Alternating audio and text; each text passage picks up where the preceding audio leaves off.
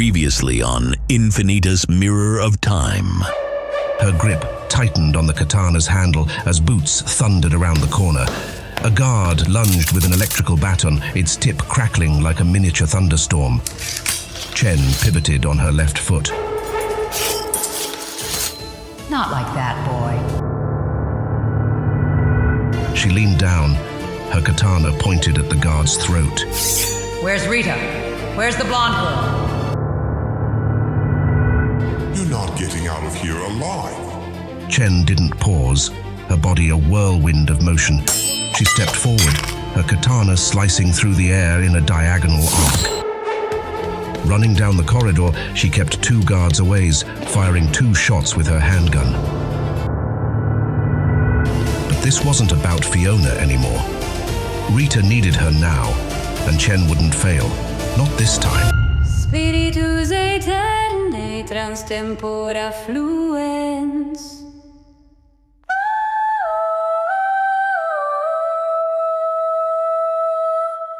Infinitas, infinitas, per aeternum vivimus. Infinitas, infinitas, nunquam moriemur. Infinitas, infinitas, spiritus aeternus. Welcome back to the mysterious thriller labyrinth of Infinitas. My name is Mário Portela, and I am the author of both the audio drama and the books behind it.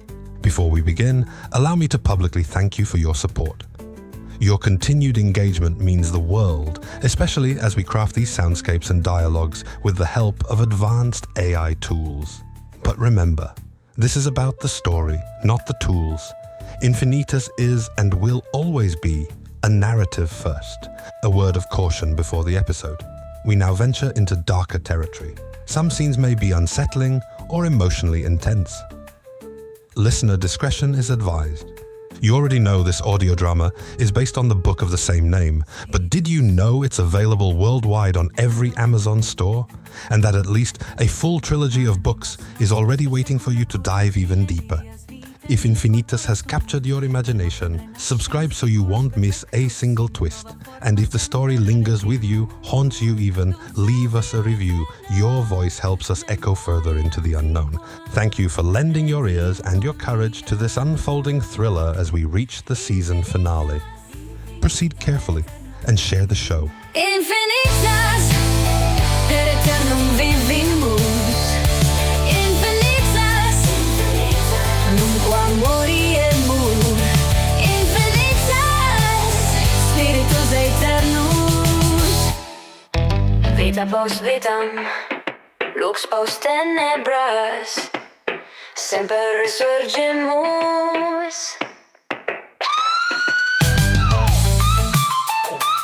Infinitas, an audio drama by Mário Portela. Season 1, Mirror of Time. Infinitas, infinitas, infinitas, infinitas, infinitas,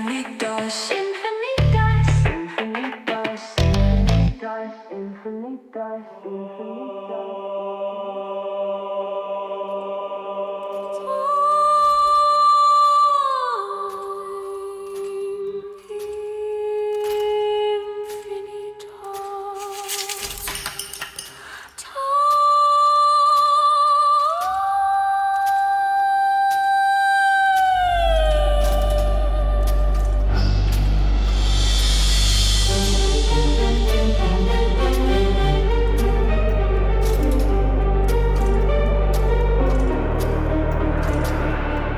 Bronze manacles bit into Rita's wrists like hungry teeth. Blood trickled down her arms in thin rivulets, disappearing into the shadows of the round room. The mark on her arm throbbed with each heartbeat, sending waves of burning pain through her body. Pain. An old friend now. One I've known across centuries, across lives. Pain. Time is bending, never ending. Infinitas. Through the ages, turning pages. Time keeps flowing, she keeps knowing. Rita, it's Rita. Past and present intertwined, different lives inside her mind.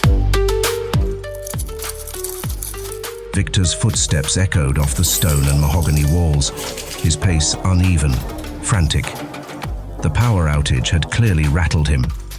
In the nearby corridor, his security team whispered in harsh, urgent tones, their flashlight beams dancing across the walls like lost spirits. The backup generators should have kicked in by now. Keep working on it. He wants those lights back on.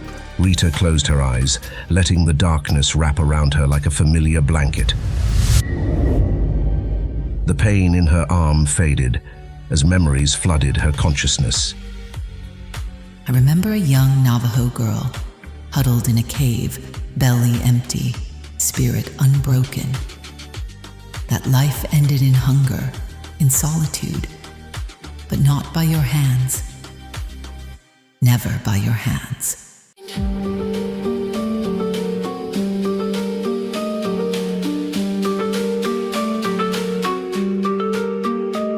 In the silence of the night, all the memories unite. Rita, it's Rita, Rita, it's Rita.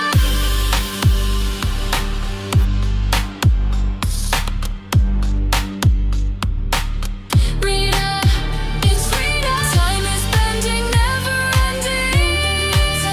Infinity. Through the ages, turning pages.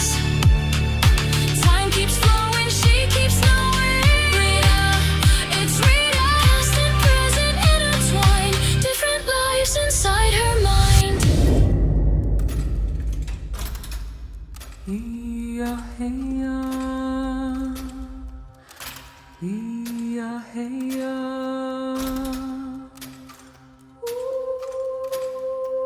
A soft melody rose from her throat, ancient Navajo words carrying power across time.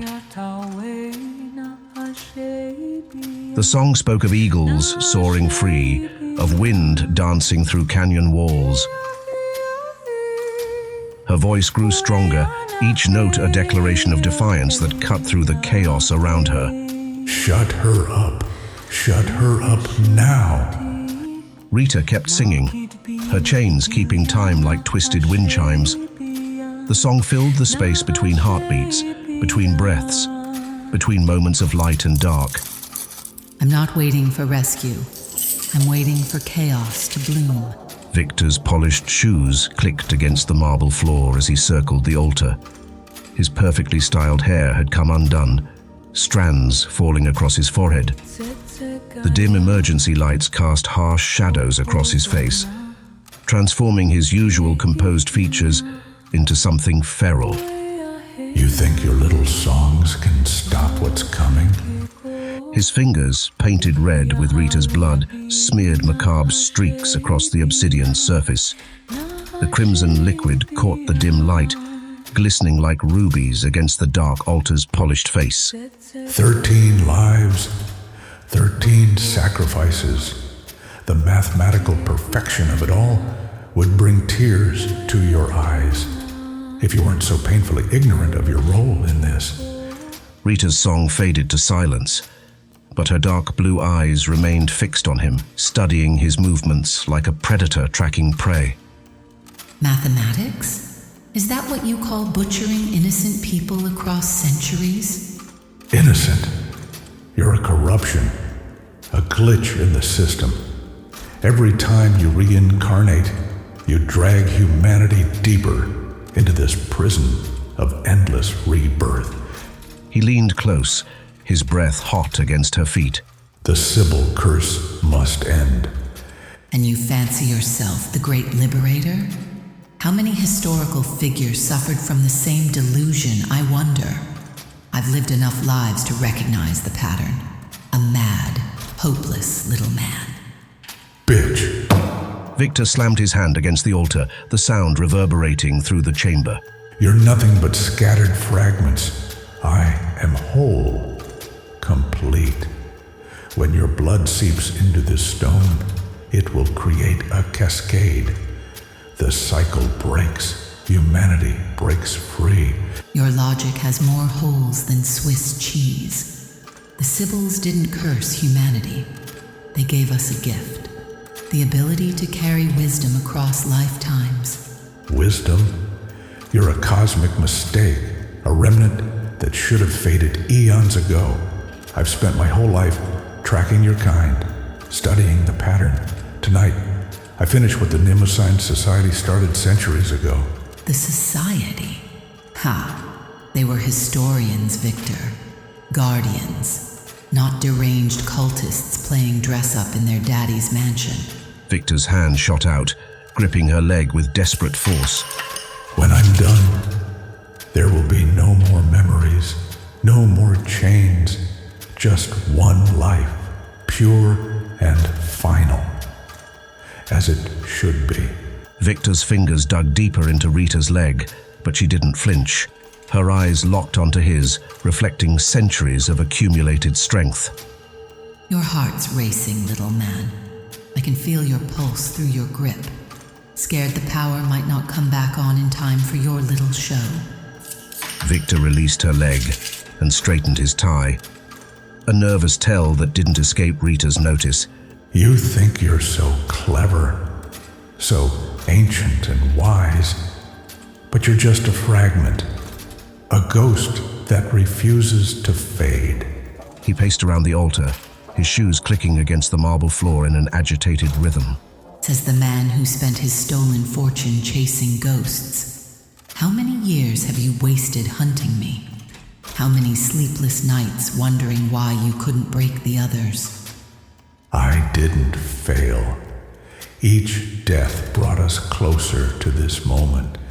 Keep telling yourself that, little man. But we both know the truth.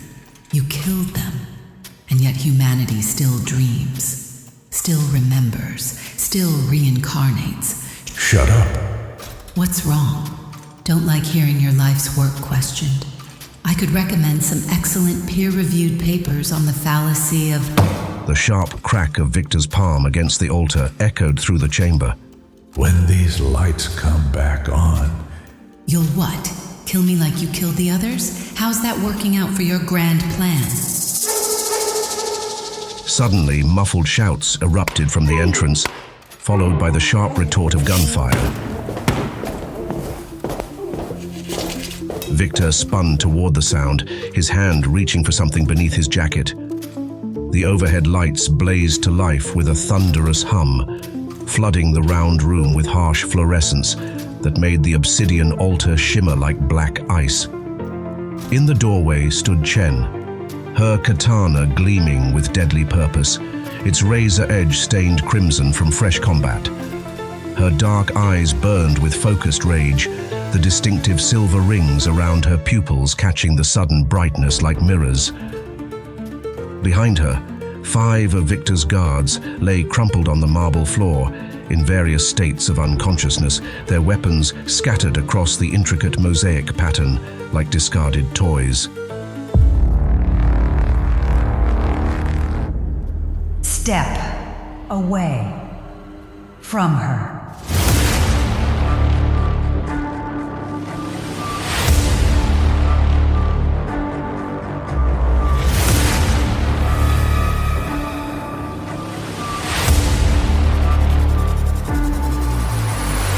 Chen smoothly transferred her katana to her left hand and drew her service weapon with practiced efficiency.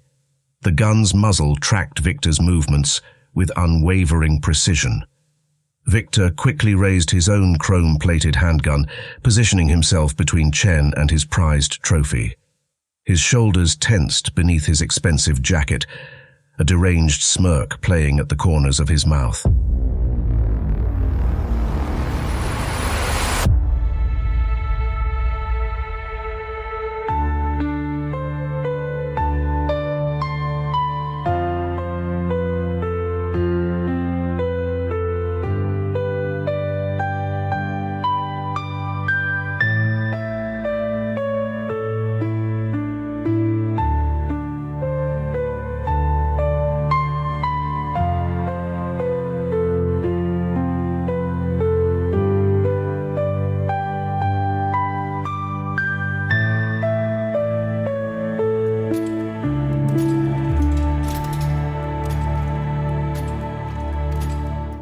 The round room crackled with lethal potential.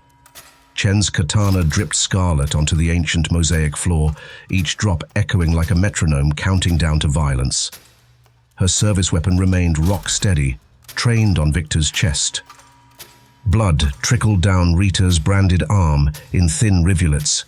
The hooded figures scattered like startled crows, their ceremonial formation dissolving into chaos. Robes tangled as they stumbled over one another, knocking precious artifacts from their runic markers. Detective, you have no idea what forces you're interfering with. I said, step away! Chen's movements flowed like water as she slowly walked forward, the gun's weight familiar and grounding as she kept it locked on Victor's chest. Looks like your little shit show is over. The Master of Time has run out of time. Victor's meticulously maintained facade began to crumble. A muscle twitched in his jaw as he adjusted his grip on his chrome handgun. Foul. You believe you can rescue her by yourself? This ceremony transcends such trivial interference. Behind him, several hooded figures exchanged uncertain glances, their confidence visibly shaken. One of them, younger and more skittish than the rest, took a hesitant step toward the door. Easy there. Got plenty of bullets. More than enough to go around if anyone's feeling brave. The hooded figure froze in fear and slowly backed up to rejoin the others. Chen's gaze darted to Rita's suspended form, her muscles tensing at the sight of blood still trickling down her friend's arm. Lower her now. You think you can give me orders? I am in control here. A deep metallic rumble interrupted his declaration. The bronze restraints that held Rita aloft began descending, lowering her toward the black stone platform. I was not talking to you. Rita felt the tension in her shoulders ease as the bronze manacles lowered. Each inch of descent brought blessed relief to her aching muscles. Her feet gradually touched the cool stone. Stop! What is this? I didn't authorize. This is impossible. The system is locked down. Having trouble with your toys, little man? Technology can be so unreliable these days. Last chance. Release her and...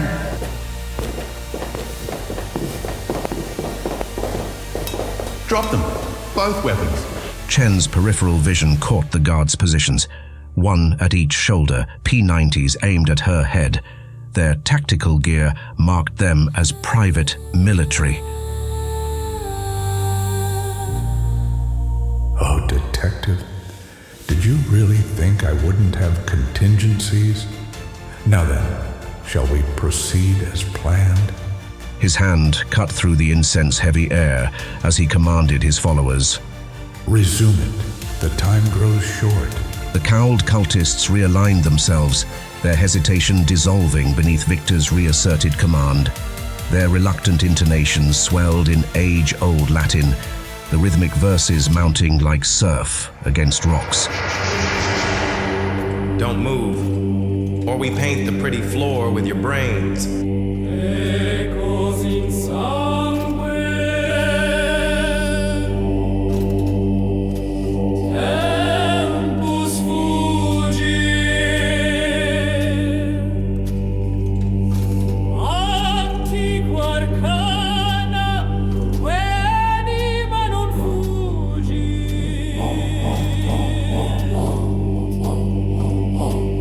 Chanting swelled, drowning out everything but Victor's triumphant laughter. Chen's vision swam, the edges of reality softening as if viewed through rippling water. Rita's face wavered before her, those usually sharp aristocratic features now twisted with naked terror. Something's happening. Rita's face. It's changing. But something shifted in Chen's perception, like a photograph developing in reverse. Rita's features melted away, replaced by cascading waves of ginger hair, framing a younger, freckled face. Fiona's green eyes wide with the same primal fear. Fiona! No, this can't be happening again. The world tilted sideways, and Chen felt her body grow taller, broader. her bones stretching within her skin. The P90s pressed against her back, transformed into meaty hands gripping her biceps. The taste of copper filled her mouth. Blood from where they'd struck her. They're holding me back. Just like before. I can't let them take her. The chamber blurred and sharpened, alternating between the present moment and that night in 1995. Two realities overlapped like double-exposed film. The guards' tactical gear morphing into dark suits, their masked faces becoming cruel grins. The chanting pierced through both time frames, the same ancient words echoing across decades. Chen's heart thundered in her chest. Or was it Mike's heart? The distinction blurred as past and present merged into a single moment of desperate fury. Through it all, Rita's eyes locked with Chen's, and for a heartbeat, they reflected Fiona's final pleading gaze. And then she died.